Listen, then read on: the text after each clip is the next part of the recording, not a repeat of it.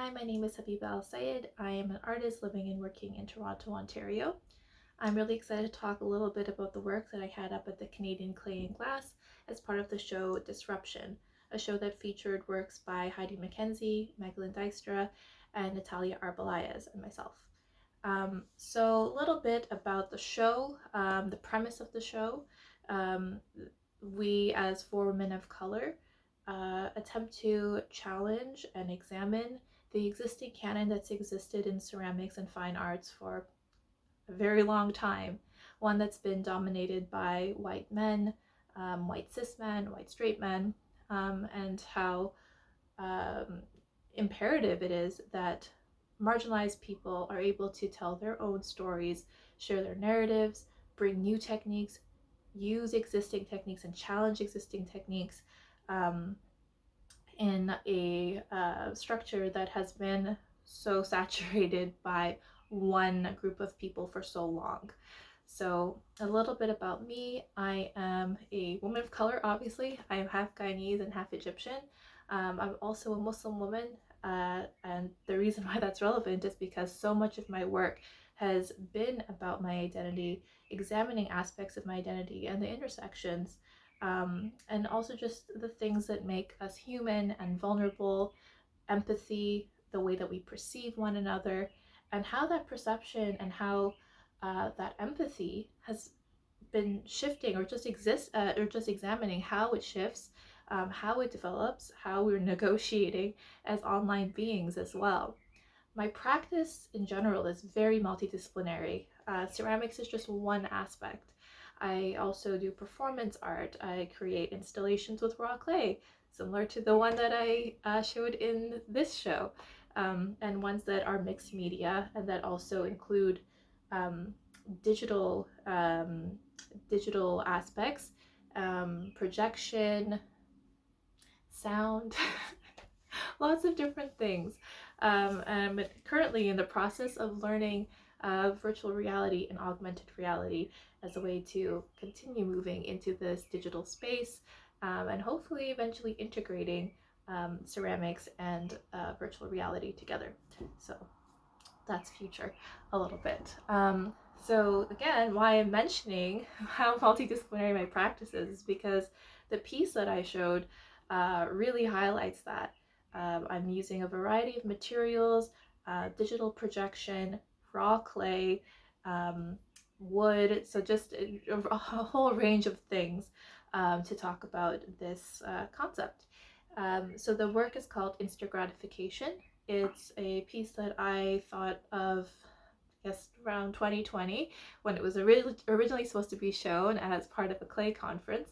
And I'm really glad that I wasn't able to show it then because the work really changed and developed over the last couple of years in a way that I think is far more interesting. Initially, the work was supposed to be a clay screen that I was going to build on site in a gallery. I was going to be referencing this mashrabiyya, which is Islamic privacy screens, in a very, very loose way, so like a lattice work screen, and then have projected images of these digital collages that I had been working on.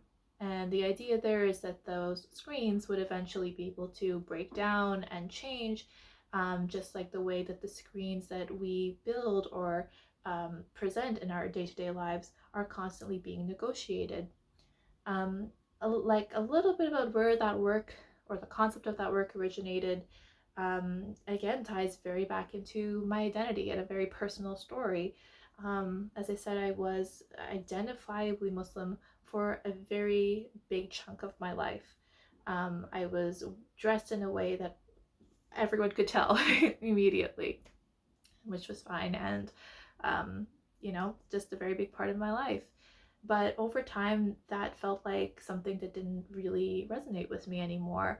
And that screen, in a way that headscarf or that hijab was an element of screening, right? It was a layer that allowed me to withhold certain aspects of myself from other people, and how that screen is negotiated. When I say the word screen, it's because I often think about the many meanings of a word, and sort of the word play on that a little bit. So when I think about screens, I think about, again, those mashrabiyah screens. They're this element of privacy, but they also allow the person behind the screen to look through. So there's a sense of anonymity, there's a sense of protection there.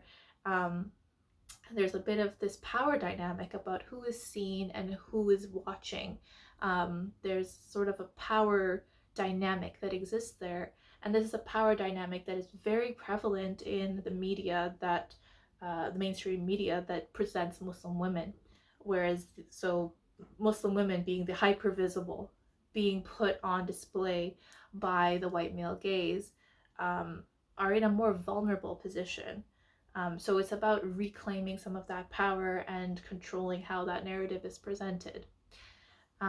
So yeah, different meanings of screens. So the mashrabiyah, screens as in our TV screens and our phone screens, how those screens in a way act as I said, barriers, but they also act as mirrors. Like we're using our phones for selfies, literal reflections of ourselves that we then share.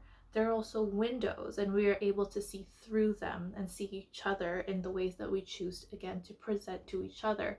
So there's all these different elements of seeing and perception that I think are very fascinating in screens in general. So that's kind of where all of that stems from, and I've done a lot of work about screening, but this particular one sort of plays up on that a little bit more. And why I'm really happy that I was able to take a little bit more time to develop this work with, beyond the built screen in the gallery, was that I was able to create these large room divider type of screens. I worked closely with a friend and a designer named Peter Harrington to create these really ornate wooden screens that are referencing Islamic mashrabiyah, and sort of this sense of domesticity as well, because the way Muslim women dress and present behind closed doors and among other women or other people that they're comfortable with versus how they present outside are two very, very different things. Can't tell you how many times when I was wearing a hijab that people would ask me things like, do you shower with that? Or like, does your family get to see you without it? Just, and that's totally fair because it's like something that's a lot of people don't really know how that works. So but yeah, there's like this really different dynamic with in a domestic setting, or around certain people who you can show certain things to. So there's this control again. It's back to autonomy and back to who gets to see what and us negotiating what is being seen. And how this ties in now to social media, as I said, the piece is called Insta Gratification, because I'm using selfies that I took and applied face filters that anybody could get. They're just very accessible. Anyone who has Instagram or Snapchat, I took pictures and used one particular filter. And then that image was then edited and then put through a glitch generator multiple times over and over again until the integrity of the image is completely removed, that it's completely unrecognizable from how it began. And in this way, I'm talking about how we are able to curate and decide how we present ourselves on the internet. How for the first time in a very long time, I guess, marginalized people are able to control the way they're being seen. Social media definitely has a lot of downfalls.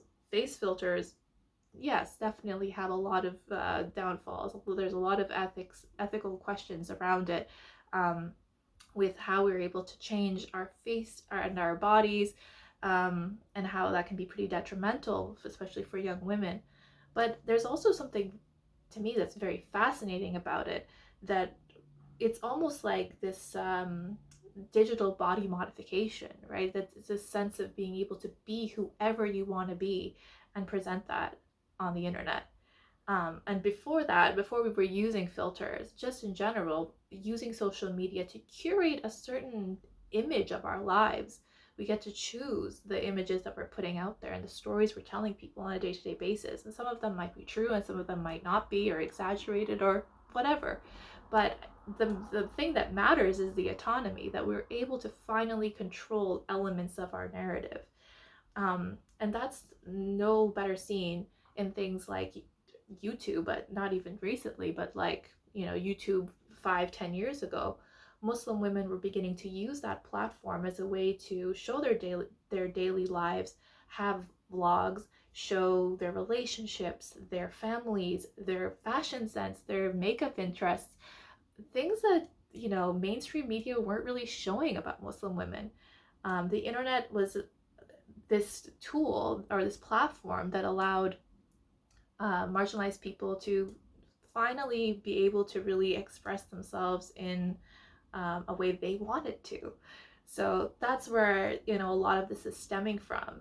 And as I stopped wearing a headscarf, I was really concerned about what that would mean for, first of all, the way people viewed me.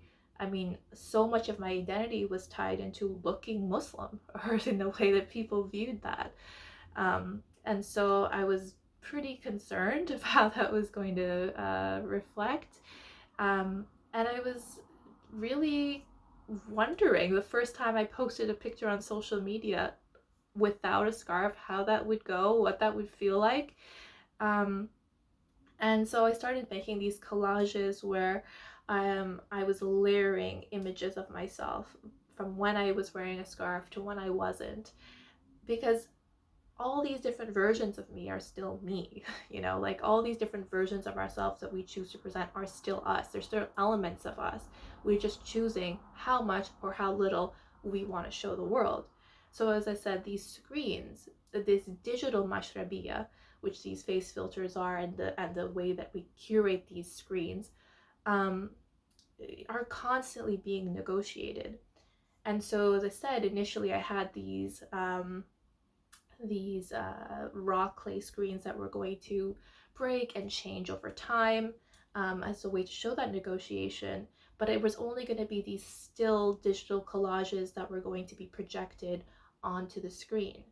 And now that I've had more time to consider this and make, to me, far more compelling digital collages, where I've edited them, far more, pushed them a lot further to the point that they're completely unrecognizable, and almost, they take on their own tone. Like, to me, the glitch generator almost acts like a collaborator in this sort of,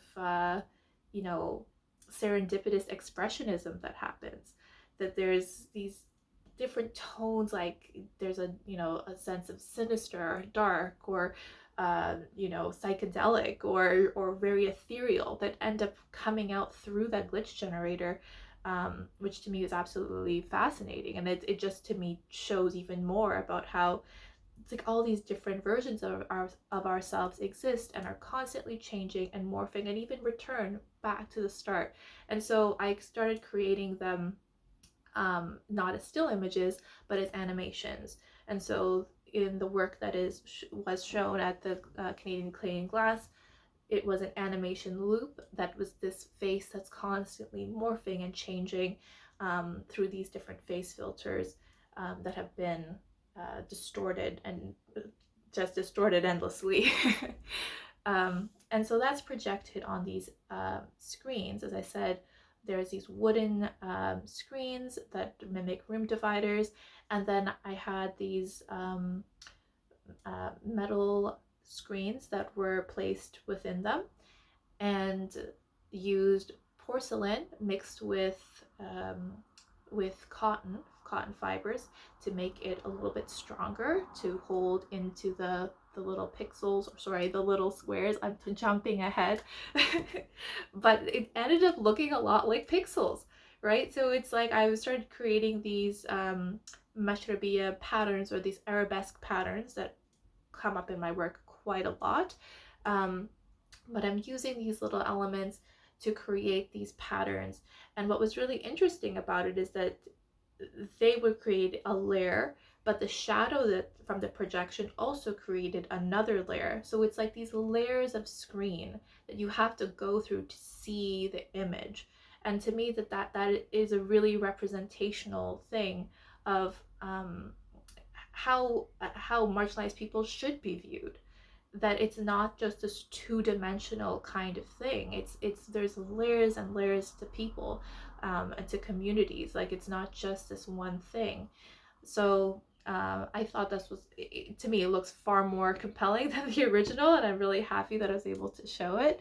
And yeah, the little pixel elements, um, because they're just raw clay, have the ability to shrink away from the screen and eventually just break off and fall out. And so eventually that changes as well. So I like that there was this element of a constant change in not only the digital element but also in the tangible material element. And that's something that I'm always considering in my work, especially as I mesh the digital and the craft realm together, is that they're both material, and I'm still thinking about them in this way of like how they change and how they interact with each other. So anyways, I hope that was helpful, and I really hope you were able to check out the show when it was up. It was an amazing show, and if not, all our work is likely on all of our websites, so check it out. Thank you so much for listening.